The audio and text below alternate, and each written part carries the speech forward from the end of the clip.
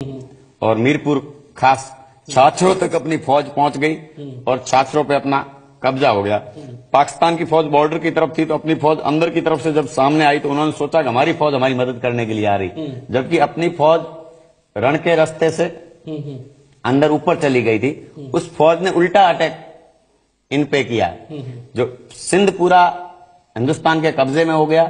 अपने यहां से वहां कलेक्टर नियुक्त हुए, पुलिस व्यवस्था नियुक्त हुई, वहां अपने पुलिस स्टेशन नियुक्त हुए। अपनी 6 महीना भारत की पूरी शासन व्यवस्था वहां चली। लेकिन रतन सिंह आज भी वो गुप्त रास्ता पूरी तरह नहीं बताते जहां से टेनपेरा पाकिस्तान गई थी। इस हमले में जोंगा जैसी जीपों का इस्तेमाल किया गया था और पूरे हमले का नेतृत्व जयपुर के महाराजा स्वर्गीय ब्रिगेडियर भवानी सिंह ने किया था, जो उस समय टेनपेरा को कमांड कर रहे थे। हमले में कमांडो फोर्स पाकिस्तान के 100 किलोमीटर तक अंदर गई थी और छाछरों के बाद वीरवाह और अमरकोट पर भी कब्जा किया गया था। यहीं से हमें कर्नल हेम सिंह शेखावत के बारे में पता चला, जो बीकानेर में रहते हैं। कर्नल शेखावत उस हमले में शामिल एक युवा कैप्टन थे। छाछरों हमले के उन 4 जोशीले दिनों की एक एक बात उन्हें 45 साल बाद भी याद है कि हमारे पास में 150 लीटर फ्यूल था, ऑयल और राशन इस प्रकार से, और गाड़ियों के अंदर एमएमजी और एलएमजी माउंट करने के लिए ब्रैकेट बनाए गए ताकि हमारी गाड़ियां खुली रहे और हम जरूरत पड़ने पर दुश्मन के ऊपर आसानी से फायर कर सके।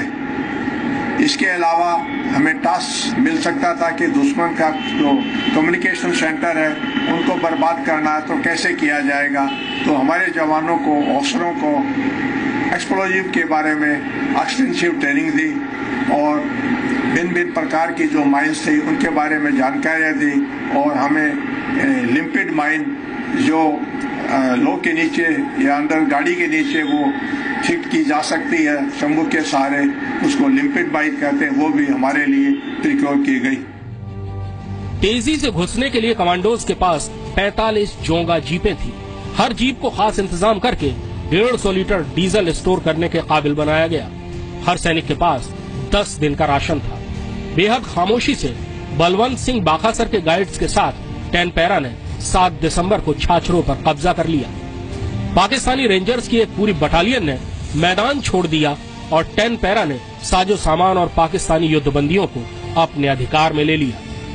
अगले दिन आगे बढ़ने की तैयारी थी, लेकिन आगे पाकिस्तान की तोपें मोर्चों पर जमी थी और कमांडोज के लिए 1 इंच भी बढ़ना नामुमकिन था। यहाँ एक शातिर चाल चली गई। हमने 5-6 गाड़ियों के साइलेंसर हटा दिए और उनको मैन्यूवर करने लगे, तो उससे ऐसा लग रहा था दुश्मन को कि बड़ी तादाद के अंदर टैंक आ रहे हैं, तो उनके अंदर खलबली मच गई। दूसरा, हमने हमारी तरफ से उनके ऊपर एलएमजी एमएमजी से फायर खोल दिया और साथ के अंदर ये जो गाड़ियों का जो साइलेंसर हटाया हुआ था उनका भी मैन्यूवर से उनके ऊपर बहुत प्रभाव पड़ा और वो अपनी पोस्ट को खाली करते हुए पीछे हट गए।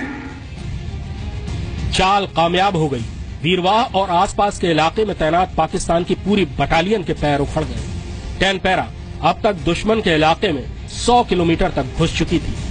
कब्जा किए हुए इलाके को सुरक्षित बनाने के लिए तब तक भारतीय सेना की दूसरी टुकड़ियां पहुंचने लगी थी। 10 दिसंबर को टेनपेरा उसी खामोशी के साथ भारतीय सीमा में वापस लौट आई जैसे गई थी और इस तरह से छाछरों पर स्ट्राइक पूरी तरह कामयाब रही। सिंध के थार पारकर जिले का 3500 वर्ग किलोमीटर से ज्यादा इलाका 1972 तक भारत के कब्जे में रहा। छाछरों को भारतीय पोस्टल इंडेक्स नंबर दिया गया 344503। कर्नल भवानी सिंह को महावीर चक्र प्रदान किया गया। इसके अलावा 2 वीर चक्र और 3 सेना मेडल भी टेनपेरा को मिले। बीकानेर से रौनक व्यास और कैमरामैन दीपेंदु दे के साथ कृष्ण मोहन मिश्रा, जी मीडिया, बाड़मेर।